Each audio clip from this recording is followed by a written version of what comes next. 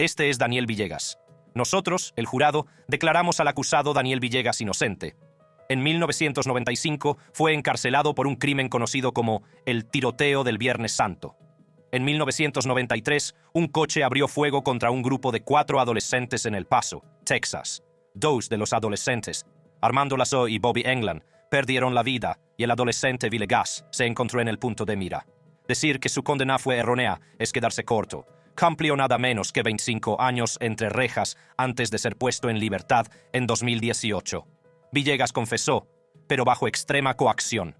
Los detectives le interrogaron durante varias horas, amenazándole con una horrible condena a cadena perpetua si no confesaba los asesinatos. La verdad es que no se pudo relacionar a nadie con el crimen, debido a la falta de pruebas forenses y de ADN. Este pobre hombre tuvo 3 juicios en total. Aunque el primero, en 1994, acabó en empate, tras el testimonio de un psiquiatra sobre la salud mental de Villegas, finalmente fue declarado culpable de asesinato capital y condenado a cadena perpetua en 1995. Villegas intentó apelar en 1997, así que su vida en prisión continuó, y siguió. Es difícil imaginar por lo que pasó exactamente. Bueno, ya sabes, como le dije a una persona, es como hacer puenting. Saltas desde un acantilado y te entran mariposas y todo eso, pero prácticamente no confías en que vayas a vivir después del salto.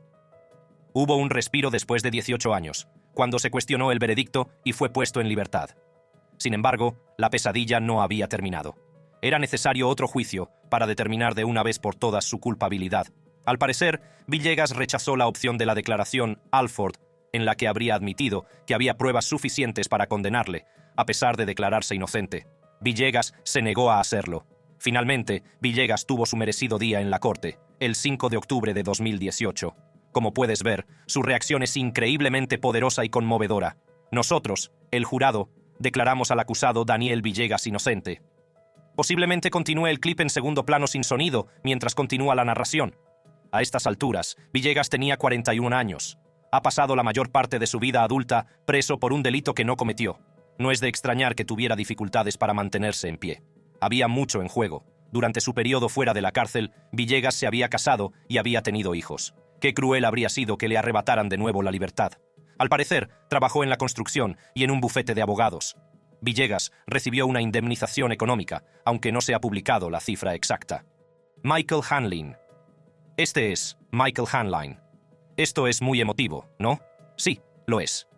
Fue condenado a cadena perpetua sin libertad condicional por el asesinato en primer grado a tiros del motero H.T. McGarry, allá por finales de los 70. Con la ayuda del Proyecto Inocencia de California, consiguió finalmente que se anulara su condena injusta, consiguiendo la libertad en 2014. Gracias, señoría, gracias. Para entonces, había pasado 36 años en la cárcel. ¿Cómo acabó entre rejas en primer lugar? Se dice que un abogado defensor corrupto llamado Bruce Robertson intimidó a los testigos, señalándolos como culpables. Robertson convenció entonces a las autoridades para que sellaran informes policiales vitales que habrían ayudado a limpiar su nombre.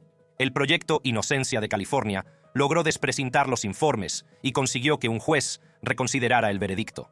Una vez expuestas las irregularidades, era solo cuestión de tiempo que Hanlin quedara en libertad. En 2010 se hizo una recomendación para anular su condena, aunque hubo que esperar hasta el 24 de noviembre de 2014 para que escuchara las palabras que había estado esperando todo este tiempo. Este es el momento en que Michael Hanlin obtuvo la libertad, a los 69 años. Como puedes ver, la respuesta es discreta, pero la liberación debió de ser inmensa. Desde aquí, sale a la luz del día como un hombre libre. La prensa le espera para hablar con él. Señor Hanlin, ¿puede decirnos cuál es su estado emocional en este momento? ¿Está amargado o esperanzado? ¿Cómo se siente? Me siento bien. Tengo esperanzas de que todo vuelva a ser como antes. Allá por 2014, Hanlin estuvo encarcelado injustamente durante más tiempo que nadie en la historia de California. Teniendo en cuenta por lo que había pasado, este hombre es notablemente comedido, y parece haber celebrado su liberación con los pies en la tierra, visitando su hamburguesería local. A continuación, se deshizo de sus perseguidores, presentó una demanda federal de derechos civiles y obtuvo una indemnización de $10 millones. David Ranta. Este es David Ranta. ¿Tienes alguna cosa que quieras hacer? Sí, largarme de aquí, quizás.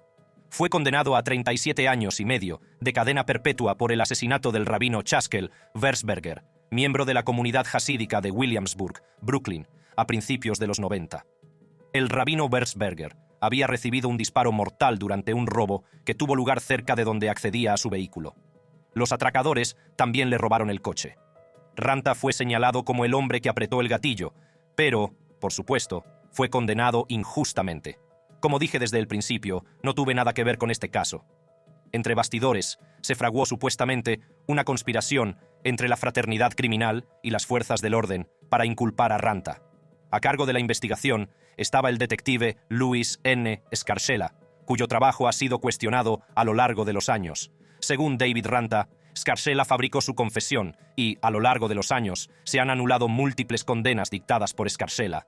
El propio Scarcella ha negado cualquier conducta impropia. Si les interesa, habrá tanto papeleo como quieran leer sobre este caso. Un atracador llamado Joseph Astin ha sido identificado como el asesino, aunque murió en un accidente de coche. La mujer de Astin se presentó en 1996 para afirmar que él había cometido el crimen. Ranta fue finalmente liberado el 21 de marzo de 2013 a los 58 años. Este es el momento en el que se enteró de que iba a ser liberado. Se concede la moción del acusado para anular la sentencia condenatoria. Es una escena conmovedora, aunque lamentablemente la salud del señor Ranta se ha resentido. Trágicamente, sufrió un infarto en los días siguientes a su liberación. Sobrevivió y pasó a tener su propio día en los tribunales, esta vez como miembro del público. Tras presentar una demanda por 150 millones de dólares, la ciudad de Nueva York le concedió 6,4 millones en concepto de indemnización. Otros 2 millones llegaron a través del Tribunal de Reclamaciones. Susan Mellen. Esta es Susan Mellen. Se concede la petición, se anula la sentencia, se revoca la condena y, en cuanto a la señora Mellen, se desestima el caso. En 1997, fue condenada a cadena perpetua por el brutal asesinato de su exnovio, Richard Daley. A pesar de que la policía de Los Ángeles recibió información de que en el asesinato estaban implicados miembros de bandas de la ciudad, se centró en Mellen, madre de 3 hijos. Pasó 17 años en prisión y fue liberada gracias al proyecto Innocence Matters en 2014. Nunca escucharon la verdad, porque si ustedes hubieran estado en la sala y hubieran oído mentir a la chica, deberían haberla echado. ¿Cómo se produjo este error judicial? Mellen parece haber estado en el lugar equivocado en el momento equivocado. O más bien, ella vivía previamente en el lote donde ocurrió el asesinato con su familia. Sorprendentemente, esto hizo que se la relacionara con el crimen, basándose en el testimonio de June Patty. Patty era una testigo muy poco fiable. Sin embargo, su declaración se utilizó como prueba para acusar a Susan Mellen. Siempre supe que se me haría justicia y que Dios invertiría mi destino y que no me condenarían a muerte. Fue especialmente mortificante saber que el detective implicado en la investigación también había metido entre rejas a 2 hombres por un crimen que no habían cometido 3 años antes. En cuanto a Mellen, su libertad llegó el 10 de octubre de 2014, a los 59 años. El juez declaró que su abogado de entonces no había hecho un buen trabajo representándola. Aquí la vemos poco después de recibir la feliz, aunque agridulce, noticia. Ahora soy una mujer libre. ¿Quieres que haga el Running Man? Se concede la petición, se anula la sentencia, se revoca la condena, y en cuanto a la señora Mellen, se desestima el caso. Mellen necesitaba adaptarse a la vida fuera de la cárcel, como se puede imaginar. Se tiñó el pelo y, al parecer, se sorprendió de los dispositivos modernos, como los teléfonos móviles. Se le puede perdonar que no supiera de tecnología, teniendo en cuenta por lo que tuvo que pasar. Un miembro de una banda fue detenido por el asesinato. La ciudad de Los Ángeles indemnizó a Mellen con 12 millones de dólares. Los 3 de Cleveland Este. Estos son Eugene Johnson, Derrick Witt y Laurice Glover. Señor Johnson, señor Witt y señor Glover. Sus nombres y la historia de su caso han estado conmigo desde que empecé este trabajo.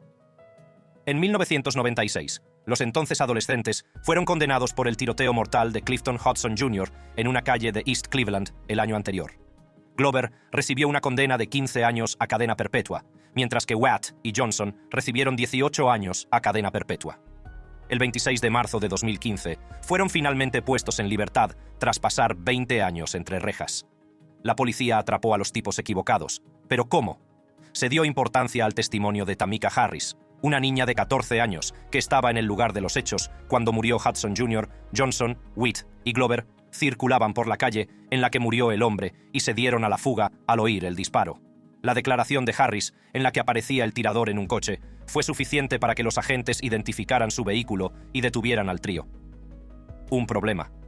Harris finalmente no sabía lo que había visto, y más tarde reveló que dijo lo que los agentes querían que dijera. La revelación hizo que Glover saliera de la cárcel, solo para ser encarcelado de nuevo más tarde, cuando se confirmó la condena. En 2006, los tres de East Cleveland recibieron ayuda del Proyecto Inocencia de Ohio. Tardaron otra década más o menos, pero finalmente ganaron su caso. El papeleo de la policía, que contenía información que contradecía lo que los detectives perseguían, fue finalmente publicado. A partir de ahí, era solo cuestión de tiempo que Johnson, Witt y Glover obtuvieran la libertad. Habían sido víctimas de un encubrimiento por parte de las autoridades, que querían seguir una teoría concreta e ignoraban otras pruebas. Este es el momento en que los tres de East Cleveland recibieron su tan esperada sentencia. El tribunal considera que las mociones de los tres acusados para un nuevo juicio son aceptadas y concedidas. En 2019, Glover fue entrevistado en relación con la serie de Netflix When They See Us, que presentaba otro error judicial. Glover se relacionó con la situación en la serie y recordó su propia experiencia de ser presionado por las autoridades. Esa fue como la parte más dura de todo el asunto, porque estando ahí dentro tienes que ver a la Junta de Libertad Condicional y quieren que admitas tu culpabilidad y a sus ojos. Eso es que asumas la responsabilidad de tus actos.